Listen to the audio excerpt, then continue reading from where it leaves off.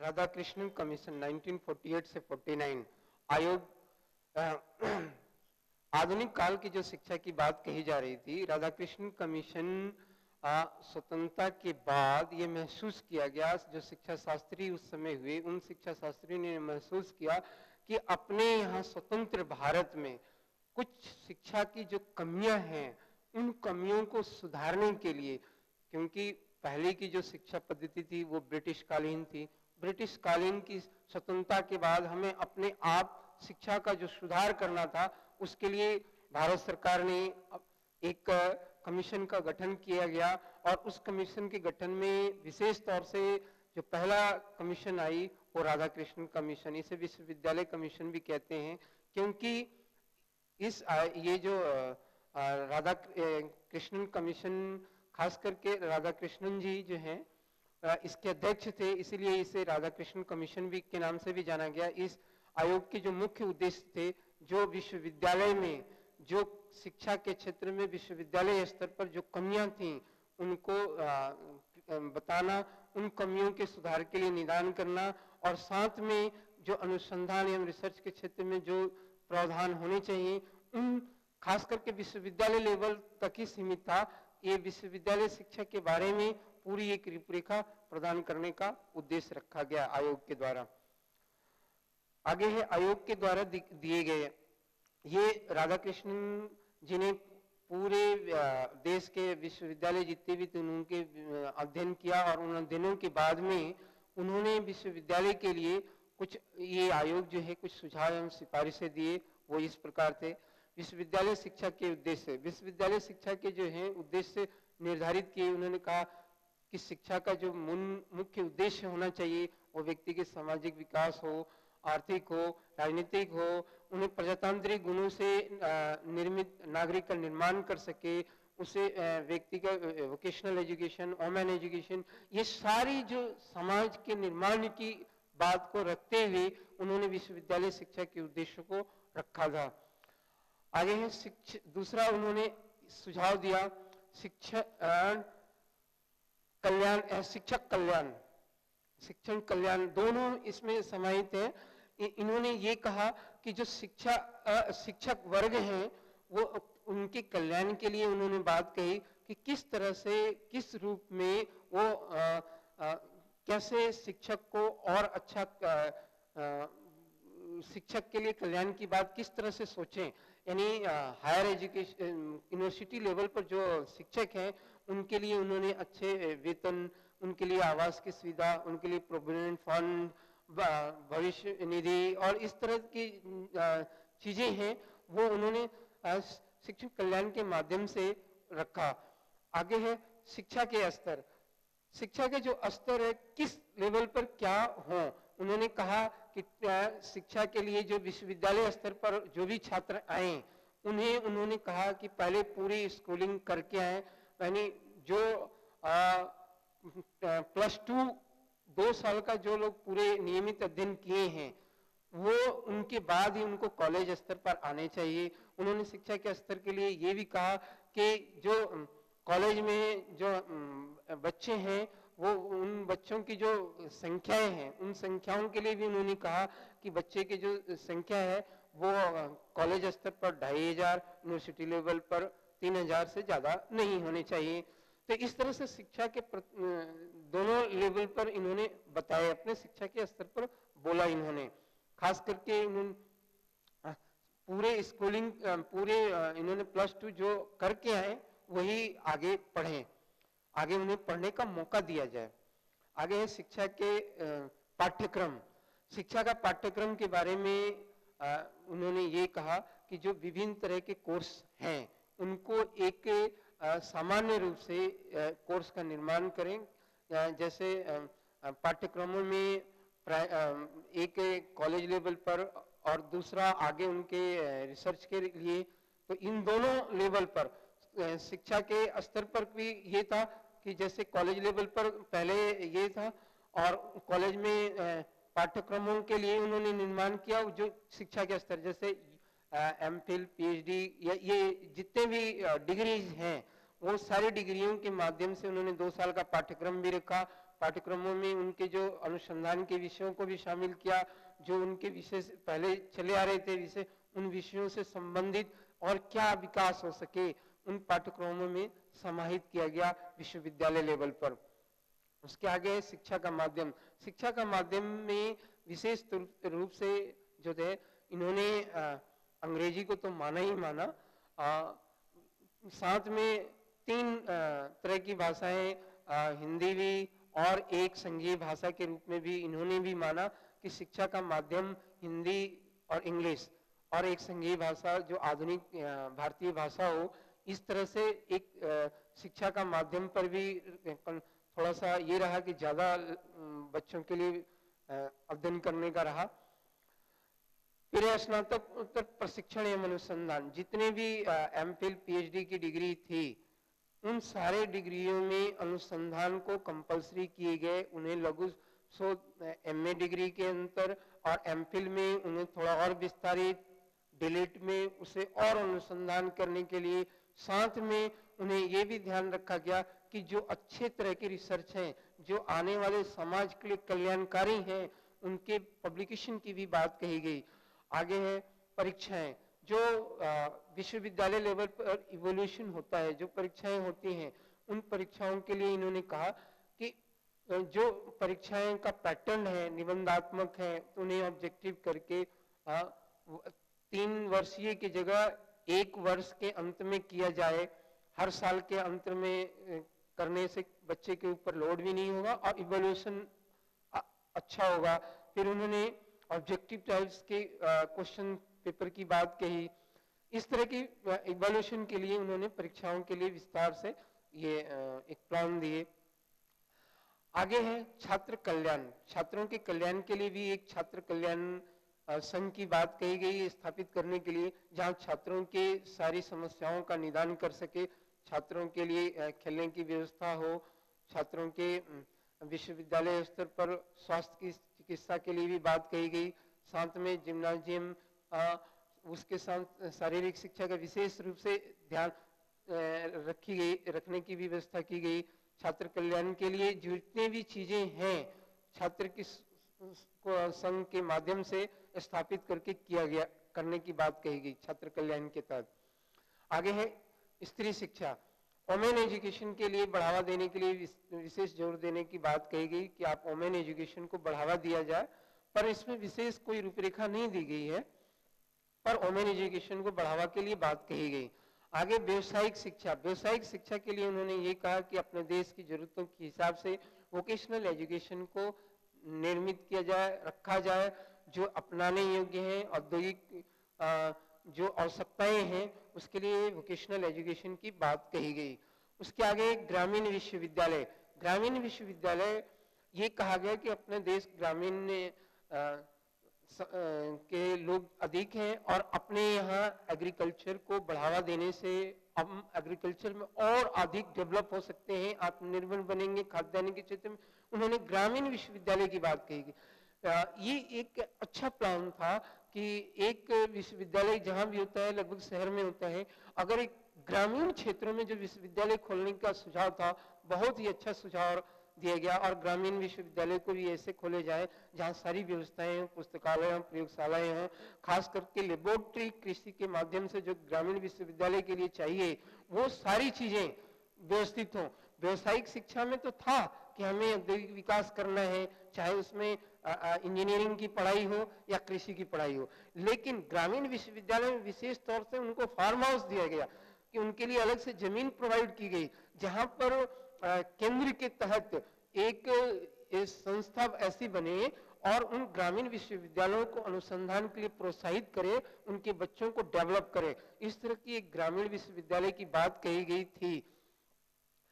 आगे है धार्मिक शिक्षा। धार्मिक शिक्षा में ये कही गई कि जितने भी अपने देश में विभिन्न तरह के धर्म से संबंधित महापुरुष हुए हैं, उनकी जीवनियों, उनके जीवन मूल्यों के आधारित जो अच्छाइयां हैं, जो मानव मूल्यों के लिए कल्याण की बातें हैं, उनको अपने शिक्षा में अध्ययन के रूप में देखी जाए, उनको अप्लाई किया जाए और इससे ये ध्यान में रखा जाए कि जो भी धार्मिक शिक्षा दी जाए वो सर्वांगीण विकास की ओर हो।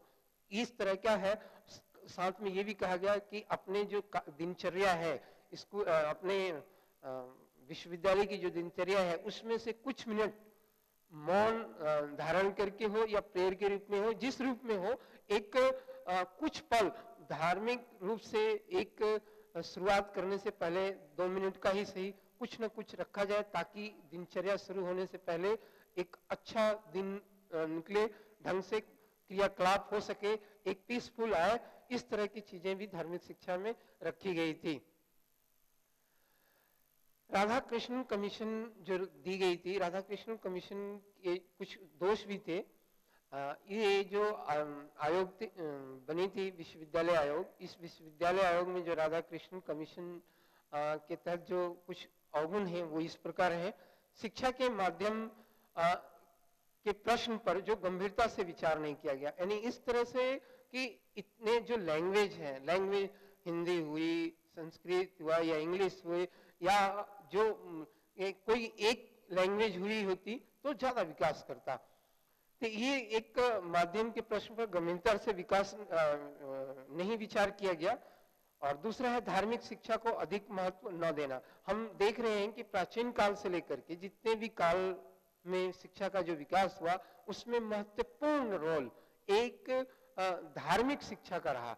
उन्होंने अपने धर्म के आधार पर जो शिक्षा की बातें, जो अच्छाइयां, जो गुण उन्होंने सिखाने की बात कही, वो यहाँ पर नहीं रहा, जिसकी वजह से उतना नहीं हो पाया। केवल ये तो कहा गया कि धार्मिक रूप से ये किया जाए, लेकिन उसको क्रियान्वयन नहीं हो पाया, तो ये भी उतना महत्वपूर्ण भाग पाठ्यक्रम में नहीं बन पाया।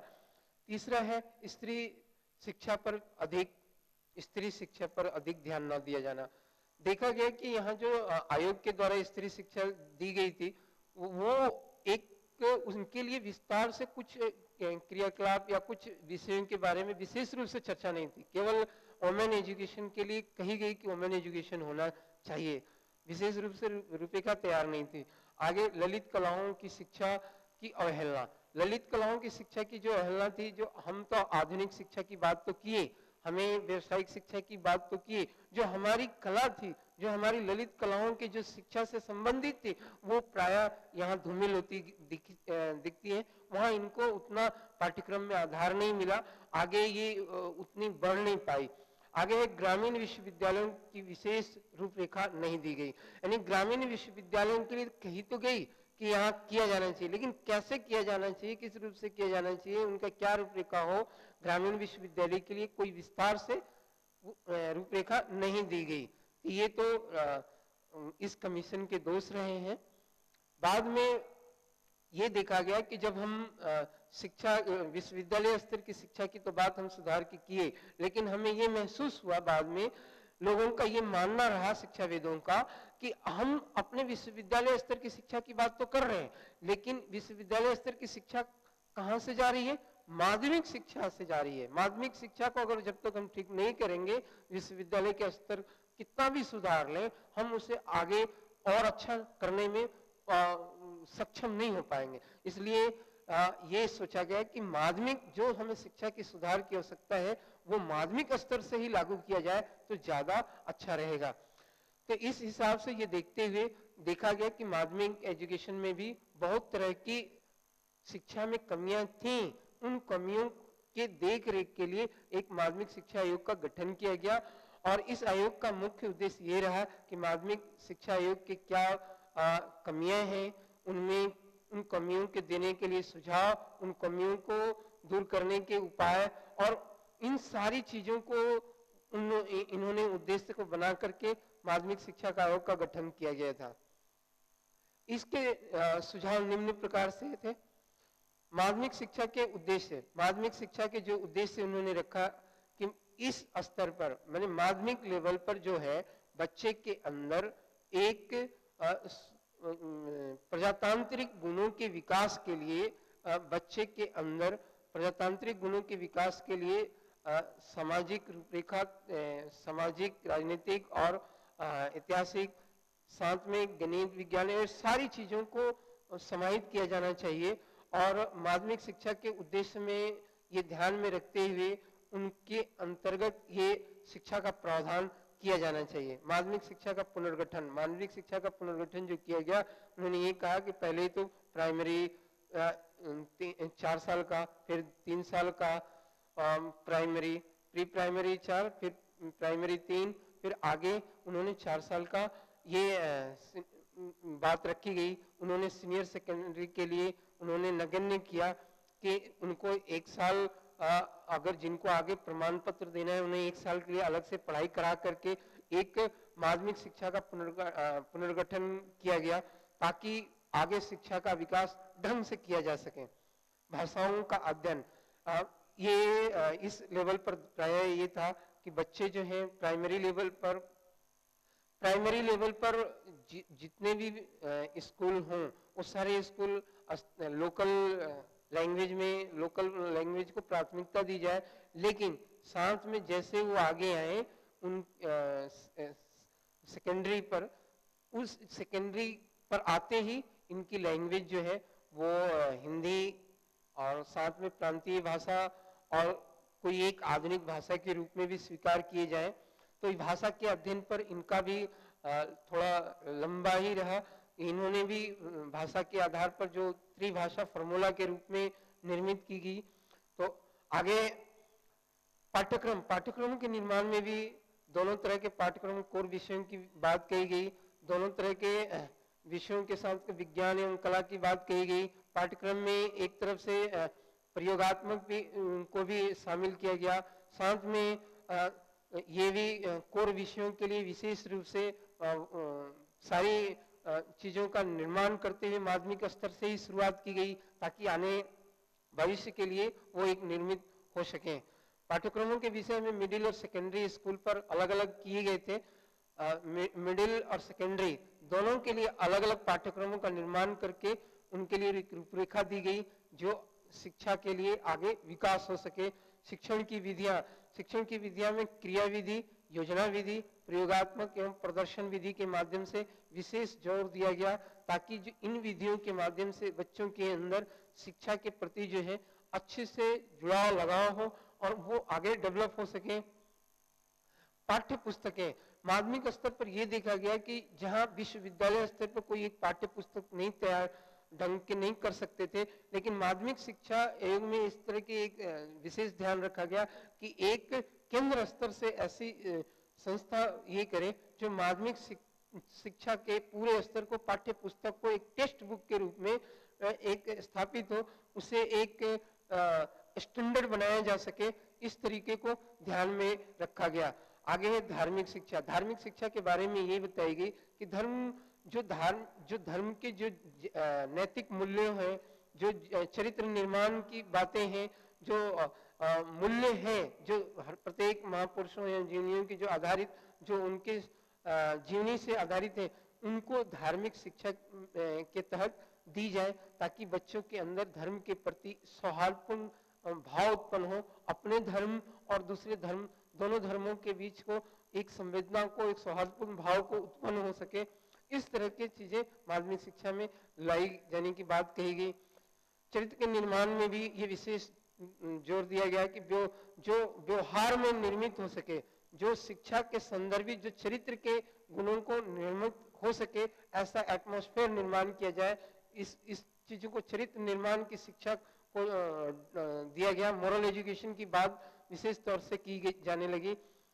आगे है मार्गदर्शन एवं परामर्श। ये कहा गया कि प्रत्येक स्कूलों में ऐसा है कि सभी स्कूलों में जहां तक हो सके एक मार्गदर्शक और परामर्शदर्शक को नियुक्त किया जाए, ताकि बच्चे की योग्यता, उसके अनुसार, उसकी संस्कृति, सारी चीजें, माहौल को देखते हुए क्या मार्गदर्शन दिया जा सके, इस चीज का एक शिक्षित व्यक्ति को, प्रशिक्षित व्यक्ति को निर्धारित करने की बात कही गई।